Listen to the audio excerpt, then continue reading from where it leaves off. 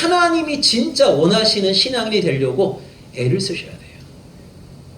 여러분 사도행전 9장에 보면 사도 바울은요 회심하기 전에 예수 믿는 사람들 잡아 가두는데 얼마나 열심을 다했습니까? 여기저기 다니면서 예수 믿는 사람들 잡아갖고 감옥에 쳐넣었고, 근데 뭐 바울이 이렇게 열심을 냈던 가장 중요한 이유가 어디 있는 거죠? 자기가 이렇게 하고 있는 것이 하나님께 기쁨이 되고 하나님께 영광이 된다고 생각했기 때문인 거예요. 근데 담에색 도상에서 뭐를 경험하게 된 겁니까? 내가 하나님을 위해서 수고하고 애쓴다고 생각한 이 모든 것들이 하나님의 마음을 아프시게 하는 것임을 깨닫게 된 거예요. 여러분 교회를 위한 충성이요 하나님께도 기쁨이 되겠지? 몰라요. 하나님의 생각은 다를 수 있어요. 다를 수 있습니다. 목사에게 인정받는 신앙인, 여러분 우리 한국교회에서는 어떤 성도들이 목사님께 사랑받습니까? 네, 맞아요. 일단 헌금 많이 하는 사람들이 사랑받습니다. 여러분 우리나라 어느 대형교회는요 이 VIP 명단이 따로 있는데 한 달에 헌금 1,000만 원 이상 하는 사람이 150명이 있어요. 그 교회에. 그 사람들은 담임 목사가 특별 관리합니다.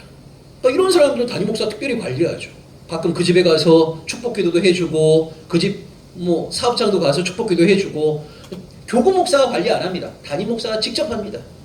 이런 사람도 사랑받죠. 또 어떤 사람이 여러분 담임 목사에게 사랑받겠습니까? 담임 목사 식사 자주 사주잖아. 그것도 어디 뭐 김치찌개집 이런 거 아니에요. 한 끼 한 15만 원 이상 하는 호텔에서 자주 식사 대접해주면요 당연히 담임 목사의 사랑받습니다. 그 다음에 예배 때 설교할 때마다 아멘 크게 해주는 사람 담임 목사 사랑받습니다. 교회가 뭐 할 때마다 열심히 참여하고 봉사 열심히 하고 이러면 당연히 담임 목사 사랑받죠. 근데 여러분 담임 목사에게 사랑받는 것이 곧 내가 하나님께 사랑받고 있는 거구나 착각하시면 안 돼요. 그거는 다른 겁니다. 자, 이걸 11절에서는요 똑같은 예수에 대해서 유대 종교 권력자들은 예수를 죽였고 버렸고 하나님 그 예수를 다시 살리시고 모퉁이의 머릿돌이 되게 하셨다 이렇게 얘기해요. 자, 그러면서 이제 베드로는 폭탄 선언을 하나씩 해요. 자, 먼저 12절입니다. 12절. 여러분 잘 아시는 말씀이죠. 다른 이로서는 구원을 얻을 수 없다.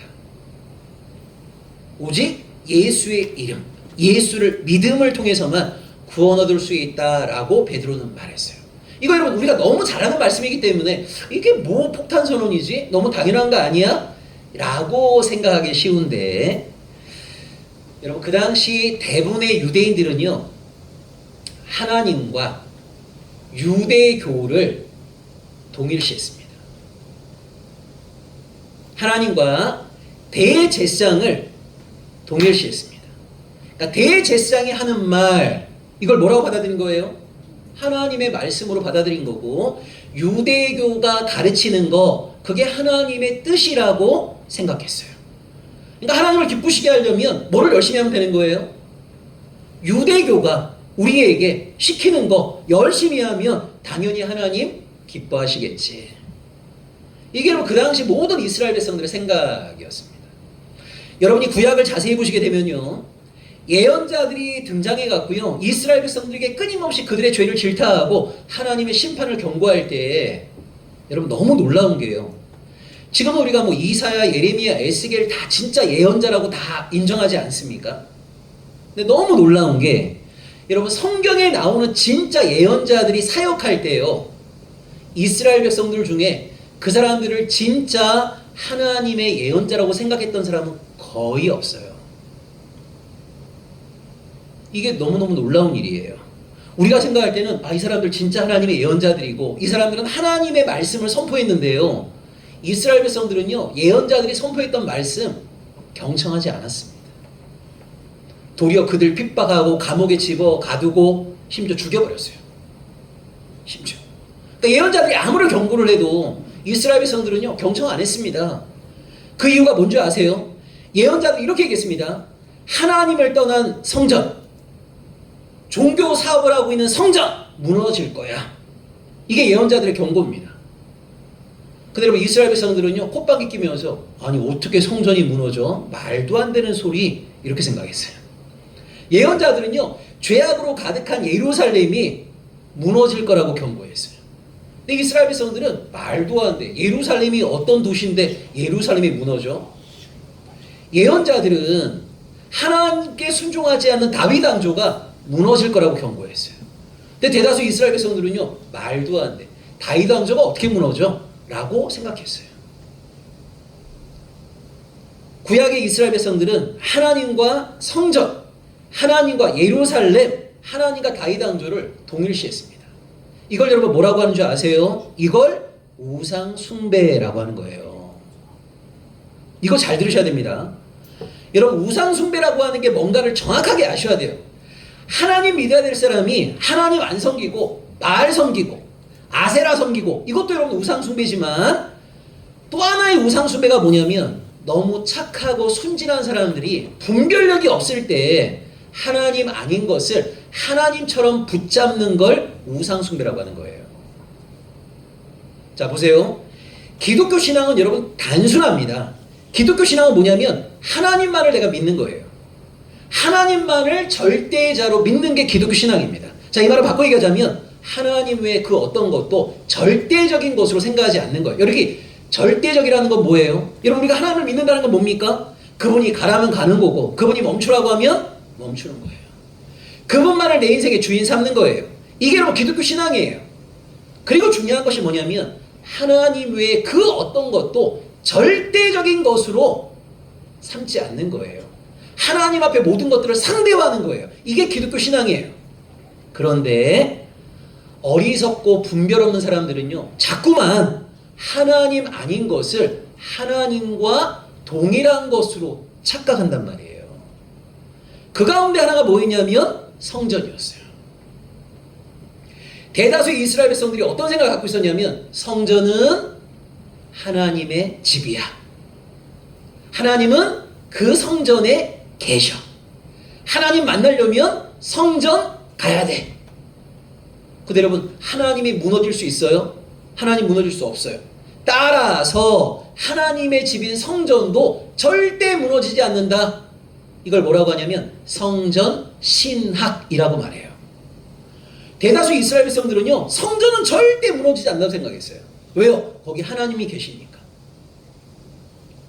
그래서 누가 성전에 대해서 비판하잖아요. 그러면 성전을 비판했다고 생각하는 게 아니고 하나님을 비판했다고 생각을 해요.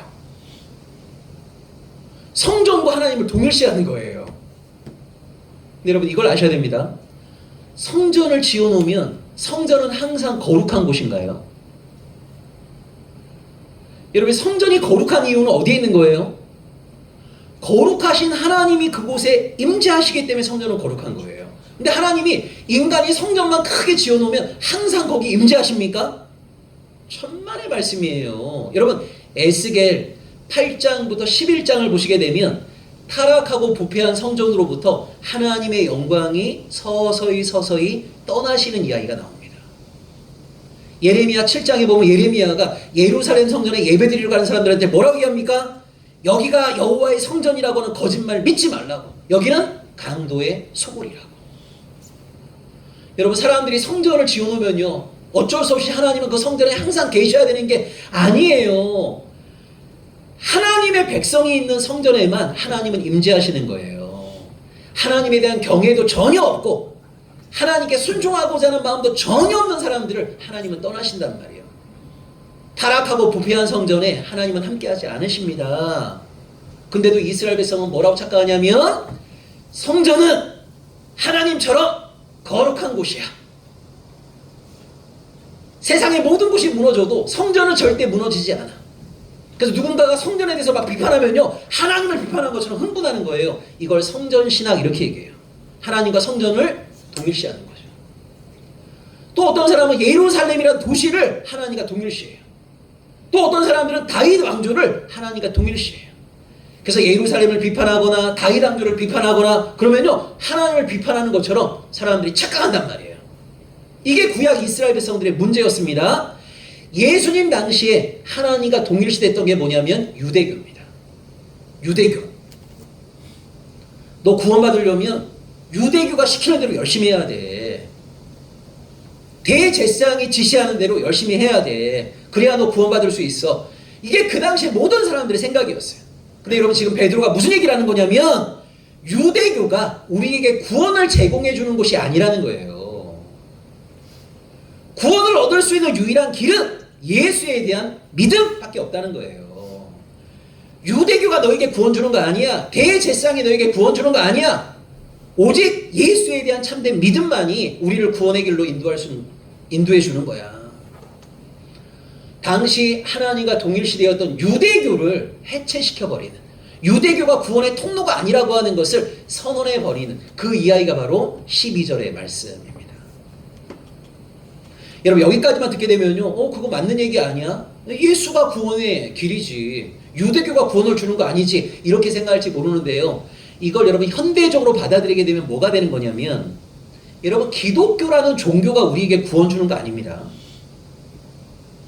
기독교가 하나님과 동일한 거 아니에요. 여러분 2000년 기독교 역사를 보시게 되면요, 사실 기독교는 하나님의 뜻대로 행했을 때보다 하나님의 뜻과 상관없이 행했을 때가 훨씬 많습니다. 여러분 기독교라는 종교가 우리에게 구원을 줍니까? 기독교가 우리에게 시키는 게 곧 하나님이 우리에게 명령한 것과 똑같은 겁니까? 천만의 말씀이에요. 원래 기독교는 그래야 되죠. 하나님의 뜻만을 말해야 되고 하나님이 원하시는 말을 행해야 되는 게 원래인데, 근데 여러분 타락한 기독교는요, 하나님의 뜻과 상관없이 행할 때가 진짜 많이 있어요. 어떤 사람은요, 교회를 하나님과 동일시해요. 그래서 그 교회가 시키는 거, 그 교회가 가르치는 대로 열심히 하게 되면 하나님이 기뻐하시겠지라고 생각합니다. 이걸 여러분 뭐라고 얘기하냐면 교회 우상 숭배라고 하는 거예요. 원래 교회가 그래야 되는 거 맞죠? 하나님의 말씀만을 말해야 되고 하나님이 원하시는 바만을 행해야 되지만, 여러분 지상에 있는 많은 교회는요, 하나님의 뜻과 상관없이 자기 교회만을 성장시키기 위해서 하나님의 뜻과 상관없는 것을 가르치고 그것을 열심히 행하는 경우들도 굉장히 많습니다.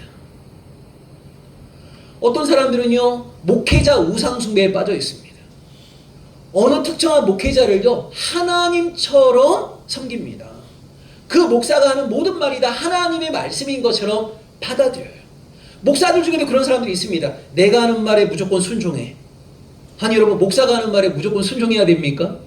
그 목사가 하나님의 뜻을 제대로 선포할 때 순종하는 건 맞죠? 이것도 목사에 대한 순종이 아니라 그 말씀에 대한 순종인 거죠.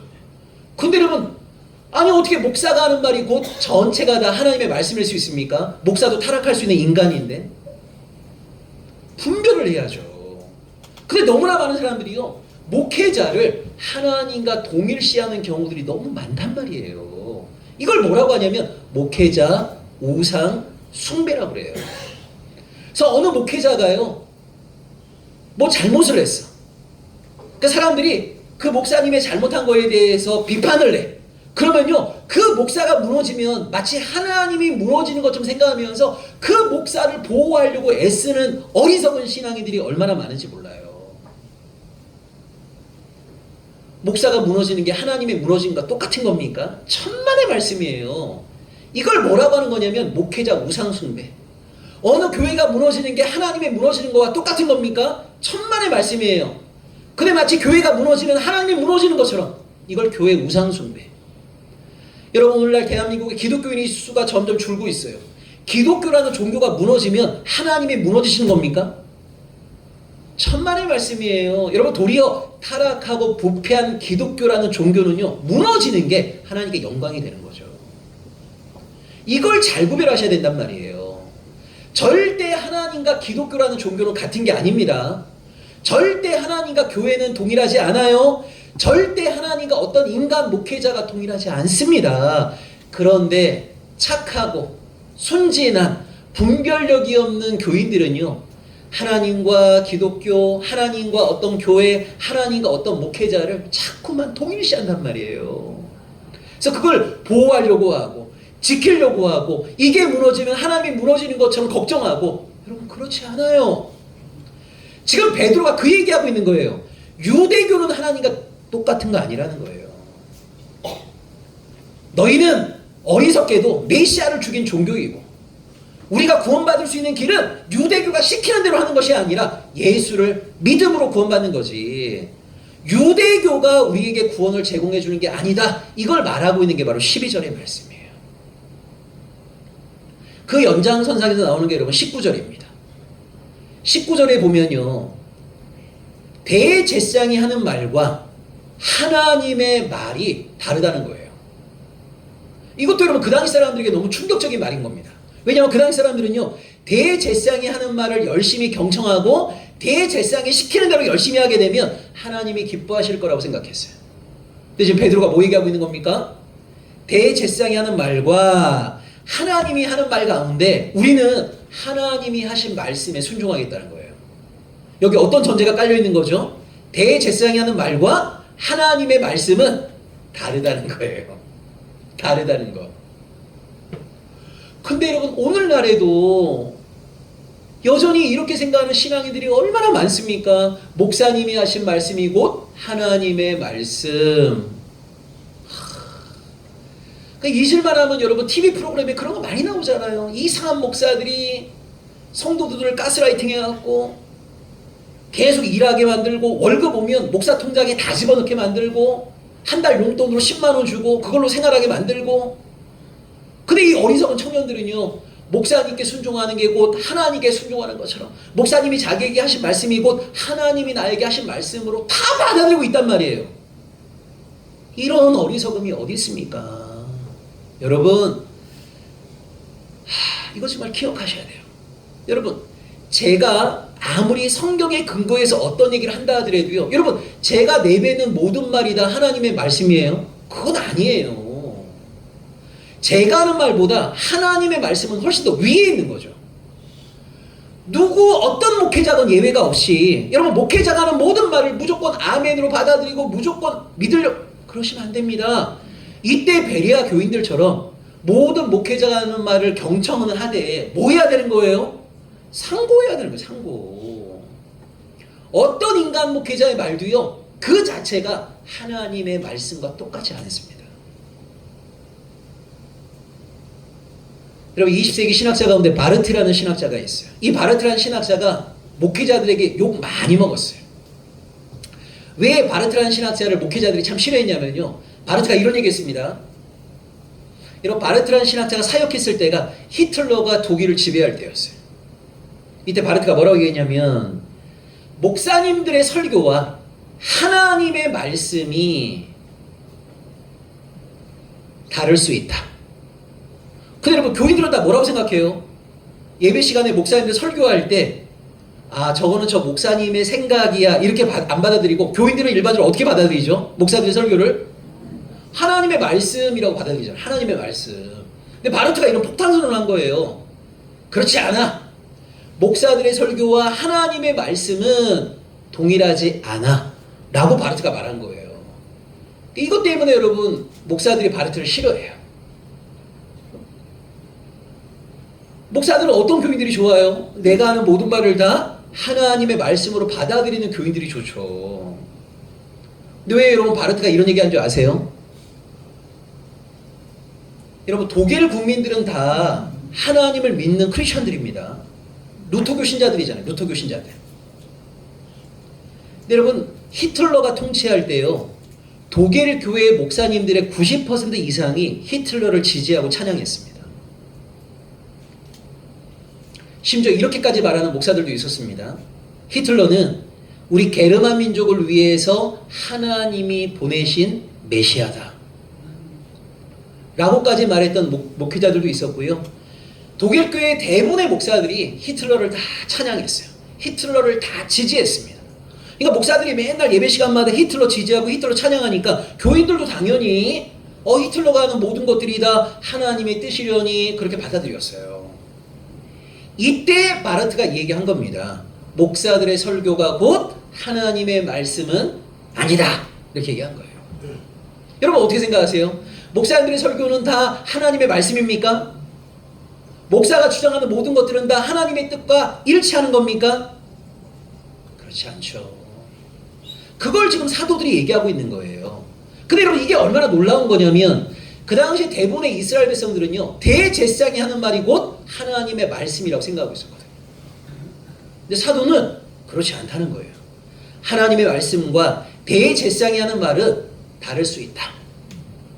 그리고 대제사장이 하는 말과 하나님의 말씀이 다른 경우에 자기는 뭐를 경청하고 뭐에 순종하겠다는 겁니까?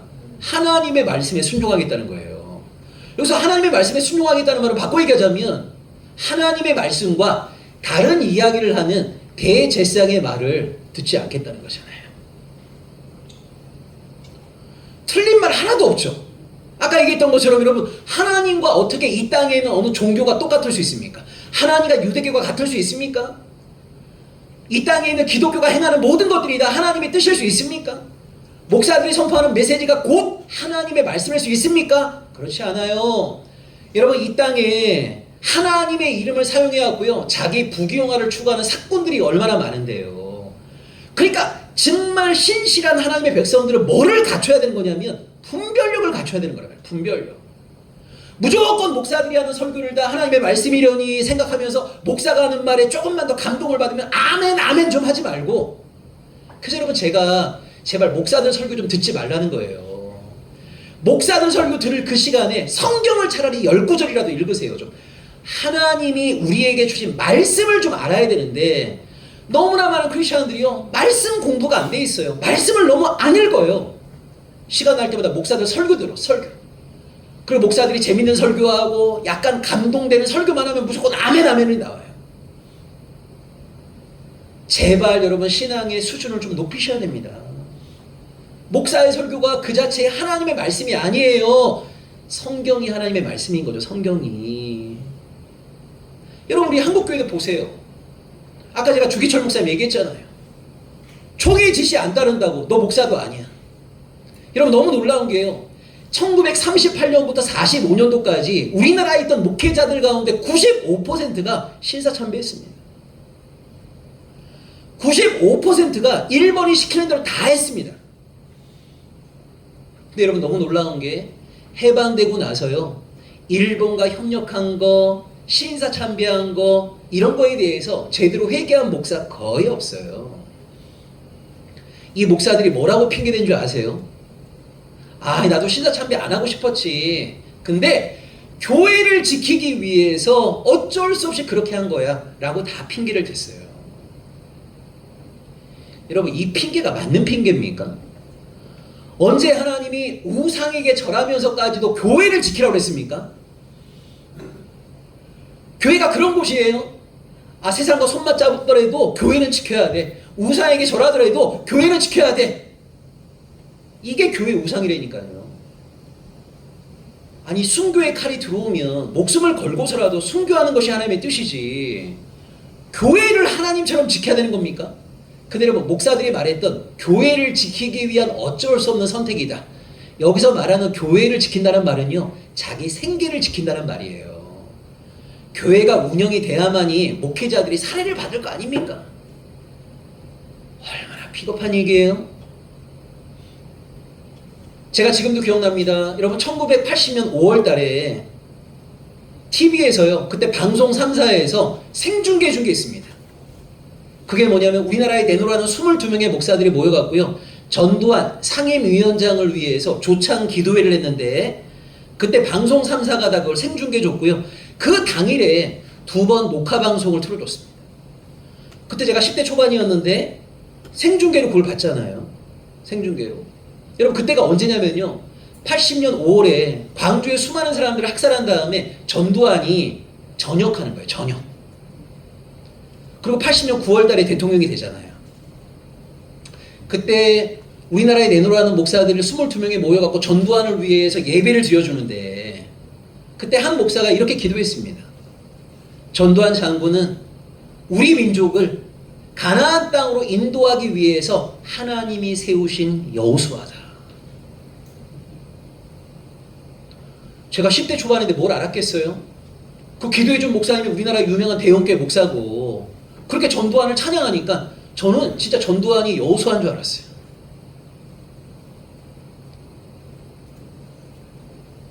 그런 일들이 여러분 얼마나 비일비재하게 일어나고 있습니까? 목사들이 하는 말이 곧 하나님의 뜻을 항상 대변하는 것이고 목사들이 하는 행동이 항상 하나님이 원하시는 바를 대행하는 겁니까? 천만의 말씀이에요. 그거 우리가 분별해야죠. 분별. 그러니까 베드로는 지금 어떤 폭탄선을 하고 있는 거냐면 유대교와 하나님이 똑같은 거 아니라는 거예요. 때로는 너희 유대교가 하나님이 원하시지 않는 일을 행하고 있다. 대제사장이 하는 말과 하나님의 말씀이 똑같지 않다는 거예요. 때로는 하나님의 뜻과 아무런 상관이 없는 말을 대제사장 너희가 선포하고 있다는 거예요. 이걸 구별해 놓으면서 베드로는 초대교회는 뭐 하겠다고 지금 결단하고 있는 겁니까?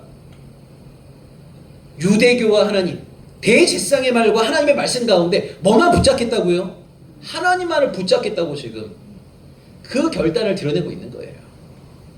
이게 여러분 사실 오늘 우리에게 필요한 겁니다. 이게.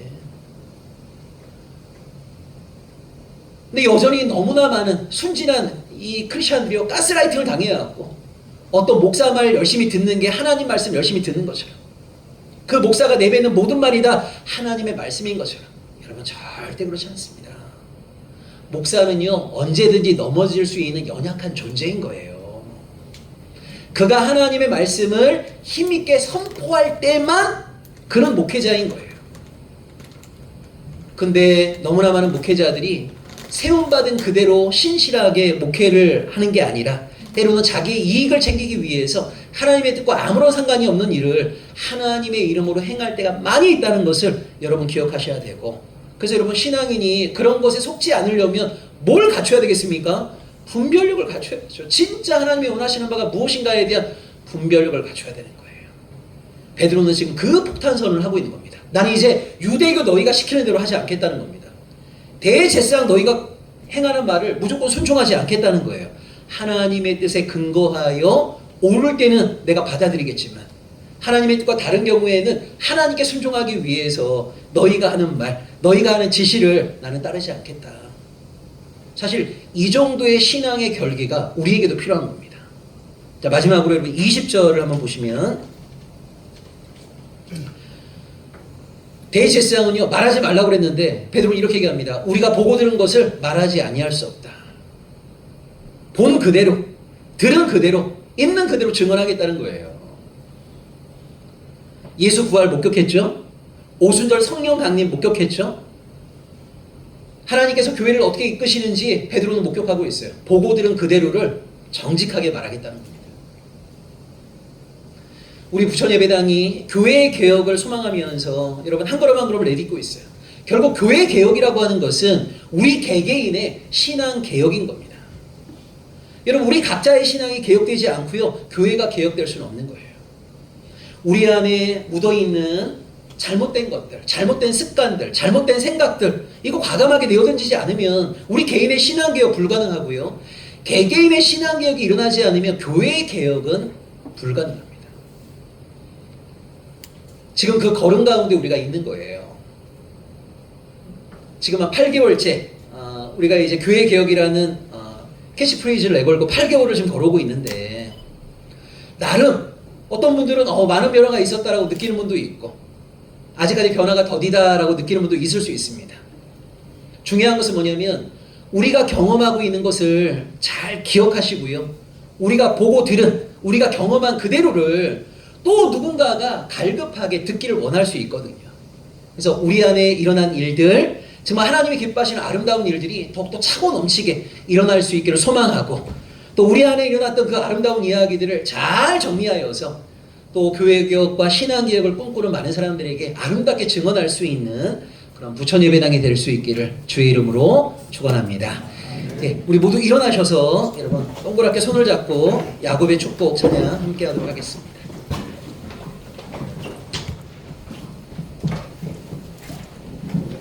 우리 찬양하시다가 너는 하나님의 사랑 나오실 때 우리 옆에 있는 분들에게 축복의 인사들 건네시면서 이렇게 찬양할 수 있기를 바랍니다. 예, 조금 이렇게 간격을 옆으로 좀 벌려주시죠. 지금 여러분 서 계신 자세는요 기마전 할 때 자세예요. 조기도 가운데에 손을 잡아주시고 야곱의 축복 함께 찬양하겠습니다.